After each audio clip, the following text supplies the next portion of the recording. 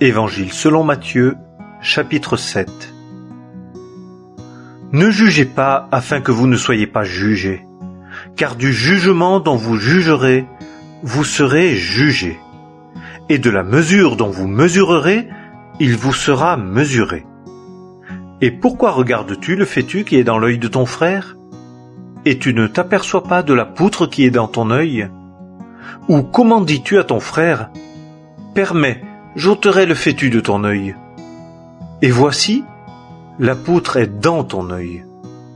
Hypocrite, ôte premièrement de ton œil la poutre, et alors tu verras clair pour ôter le fétu de l'œil de ton frère.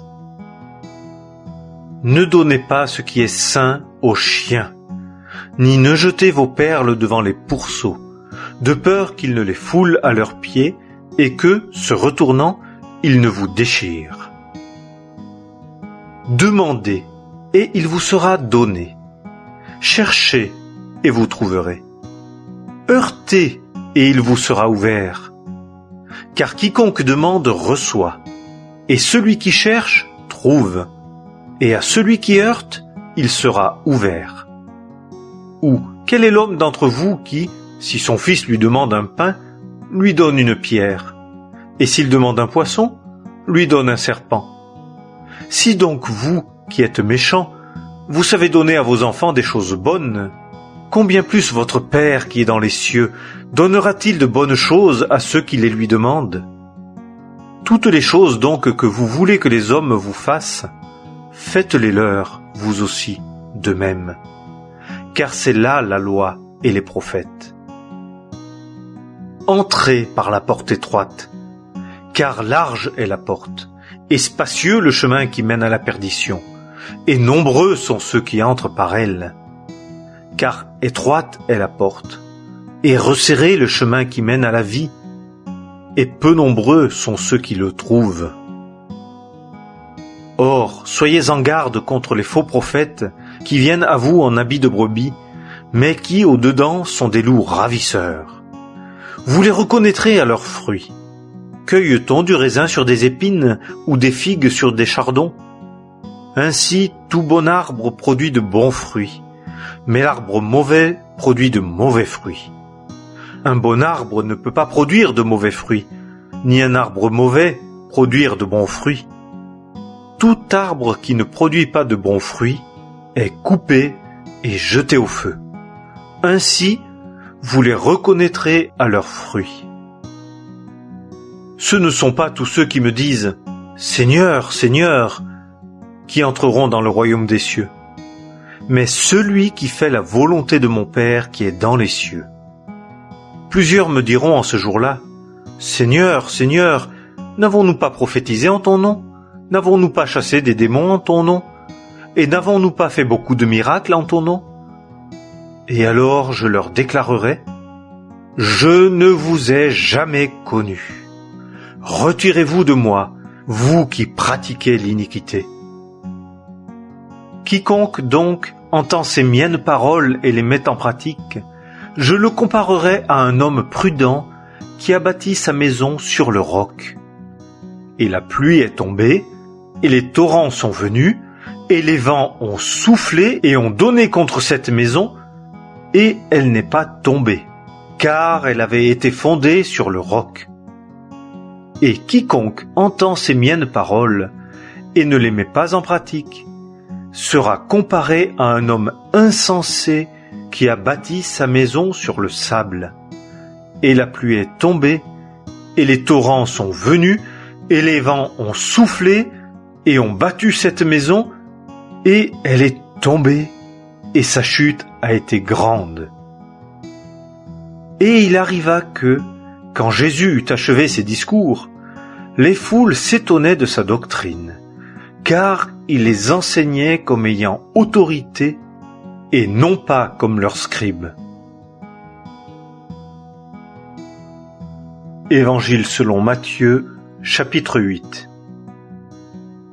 Et quand il fut descendu de la montagne, de grandes foules le suivirent.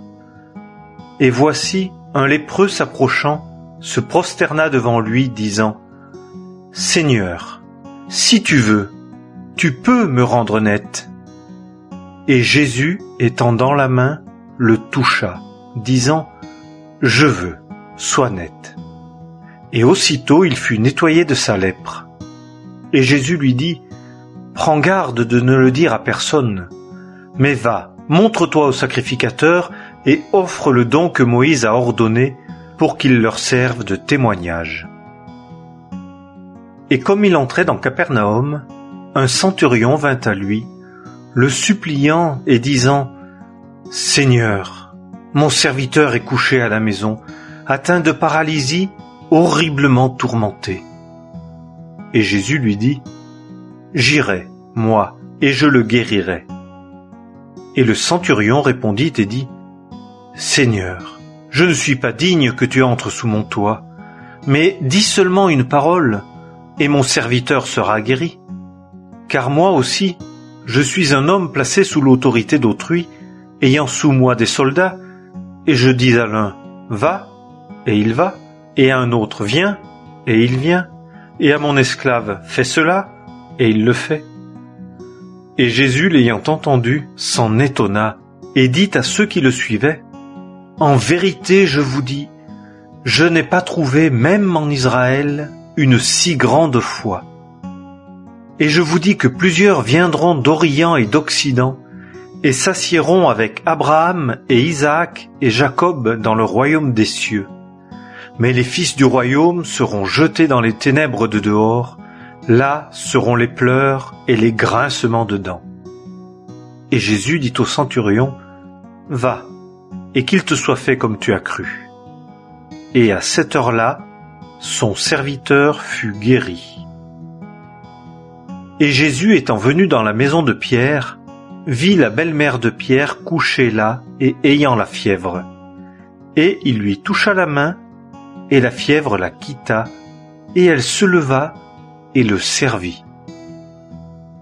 Et le soir étant venu, on lui apporta beaucoup de démoniaques, et il chassa les esprits par une parole, et guérit tous ceux qui se portaient mal, en sorte que fut accompli ce qui a été dit par Ésaïe le prophète, disant, « Lui-même a pris nos langueurs et a porté nos maladies. » Or Jésus, voyant de grandes foules autour de lui, commanda de passer à l'autre rive.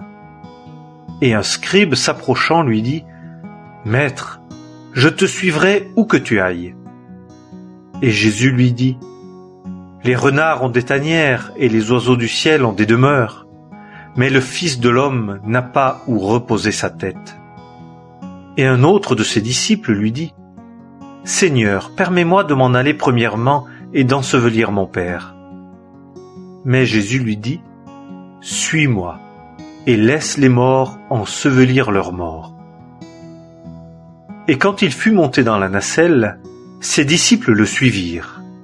Et voici, une grande tourmente s'éleva sur la mer, en sorte que la nacelle était couverte par les vagues. Mais lui dormait. Et les disciples s'approchèrent et le réveillèrent, disant, « Seigneur, sauve-nous, nous périssons. » Et il leur dit, « Pourquoi êtes-vous craintifs, gens de petite foi ?» Alors, s'étant levé, il reprit les vents et la mer, et il se fit un grand calme. Et les gens s'en étonnèrent, disant, « Quel est celui-ci, que les vents même et la mer lui obéissent ?» Et quand il arriva à l'autre rive, dans le pays des Gerséséniens, 2 démoniaques, sortant des sépulcres, vinrent à sa rencontre. Et ils étaient très violents, en sorte que personne ne pouvait passer par ce chemin-là. Et voici, ils s'écrièrent, disant, « Qu'y a-t-il entre nous et toi, Jésus, Fils de Dieu? Es-tu venu ici avant le temps pour nous tourmenter ?» Et il y avait loin d'eux un grand troupeau de pourceaux qui paissaient. Et les démons le priaient, disant, « Si tu nous chasses, permets-nous de nous en aller dans le troupeau des pourceaux. » Et il leur dit, « Allez. » Et eux, sortant, s'en allèrent dans le troupeau des pourceaux. Et voici tout le troupeau des pourceaux se rua du haut de la côte dans la mer, et ils moururent dans les eaux. Et ceux qui les paissaient s'enfuirent. Et s'en étant allés dans la ville, ils racontèrent tout et ce qui était arrivé au démoniaque. Et voici toute la ville sortit au devant de Jésus, et l'ayant vu, ils le prièrent de se retirer de leur territoire. Évangile selon Matthieu, chapitre 9. Et étant monté dans la nacelle, il passa à l'autre rive et vint dans sa propre ville. Et voici, on lui apporta un paralytique couché sur un lit. Et Jésus, voyant leur foi, dit au paralytique : « Aie bon courage, mon enfant, tes péchés sont pardonnés. » Et voici quelques-uns des scribes dirent en eux-mêmes : « Cet homme blasphème. » Et Jésus, voyant leurs pensées, dit : « Pourquoi pensez-vous du mal dans vos cœurs ? Car lequel est le plus facile de dire : tes péchés sont pardonnés ? Ou de dire : lève-toi et marche ? Or, afin que vous sachiez que le Fils de l'homme a le pouvoir sur la terre de pardonner les péchés, alors il dit au paralytique : lève-toi, prends ton lit et va dans ta maison. Et il se leva et s'en alla dans sa maison. Et les foules, ayant vu cela, furent saisies de crainte, et elles glorifièrent Dieu qui donnait un tel pouvoir aux hommes. Et Jésus, passant de là plus avant, vit un homme nommé Matthieu, assis au bureau de recette, et il lui dit : « Suis-moi. » Et se levant, il le suivit. Et il arriva, comme il était à table dans la maison, que voici beaucoup de publicains et de pécheurs vinrent et se mirent à table avec Jésus et ses disciples. Ce que les pharisiens ayant vu, ils dirent à ses disciples : « Pourquoi votre maître mange-t-il avec les publicains et les pécheurs ?» Et Jésus, l'ayant entendu, leur dit : « Ceux qui sont en bonne santé n'ont pas besoin de médecin, mais ceux qui se portent mal. Mais allez et apprenez ce que c'est que « Je veux miséricorde et non pas sacrifice. » Car je ne suis pas venu appeler des justes, mais des pécheurs. Alors les disciples de Jean viennent à lui disant : « Pourquoi, nous et les pharisiens, jeûnons-nous souvent, et tes disciples ne jeûnent pas ?» Et Jésus leur dit : « Les fils de la chambre nuptiale peuvent-ils mener deuil tant que l'époux est avec eux ? Mais des jours viendront, lorsque l'époux leur aura été ôté, et alors ils jeûneront. Et personne ne met un morceau de drap neuf à un vieil habit, car la pièce emporte une partie de l'habit, et la déchirure en devient plus mauvaise. On ne met pas non plus du vin nouveau dans de vieilles outres, autrement les outres se rompent et le vin se répand, et les outres sont perdues. Mais on met le vin nouveau dans des outres neuves, et tous les deux se conservent. » Comme il leur disait ces choses, voici un chef de synagogue s'étant approché lui rendit hommage, disant : « Ma fille vient de mourir, mais viens, et pose ta main sur elle, et elle vivra. » Et Jésus, se levant, le suivit, ainsi que ses disciples. Et voici, une femme qui avait une perte de sang depuis 12 ans s'approcha par derrière et toucha le bord de son vêtement, car elle disait en elle-même : « Si seulement je touche son vêtement, je serai guérie. » Et Jésus, s'étant retourné, et la voyant, dit : « Aie bon courage, ma fille, ta foi t'a guérie. » Et la femme fut guérie dès 7 heures. Et Jésus, étant arrivé à la maison du chef de synagogue, et voyant les joueurs de flûte et la foule qui faisait un grand bruit, dit : « Retirez-vous, car la jeune fille n'est pas morte, mais elle dort. » Et il se riait de lui. Et lorsque la foule eut été mise dehors, il entra et prit sa main, et la jeune fille se leva. Et le bruit s'en répandit par tout ce pays-là.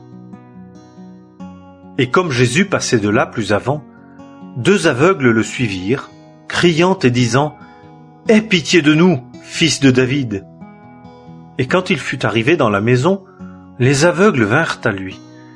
Et Jésus leur dit : « Croyez-vous que je puisse faire ceci ? » Ils lui disent : « Oui, Seigneur. » Alors il toucha leurs yeux, disant : « qu'il vous soit fait selon votre foi. » Et leurs yeux furent ouverts.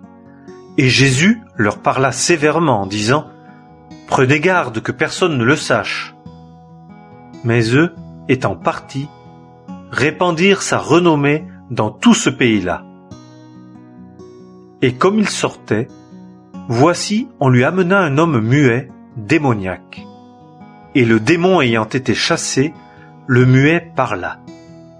Et les foules s'en étonnèrent, disant, « Il ne s'est jamais rien vu de pareil en Israël. » Mais les pharisiens disaient, « Il chasse les démons par le chef des démons. »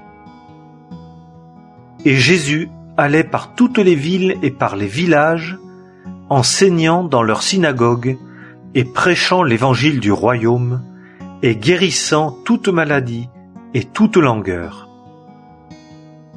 Et voyant les foules, il fut ému de compassion pour elles, parce qu'ils étaient lasses et dispersés comme des brebis qui n'ont pas de berger. Alors il dit à ses disciples, « La moisson est grande, mais il y a peu d'ouvriers. Suppliez donc le Seigneur de la moisson en sorte qu'il pousse des ouvriers dans sa moisson. »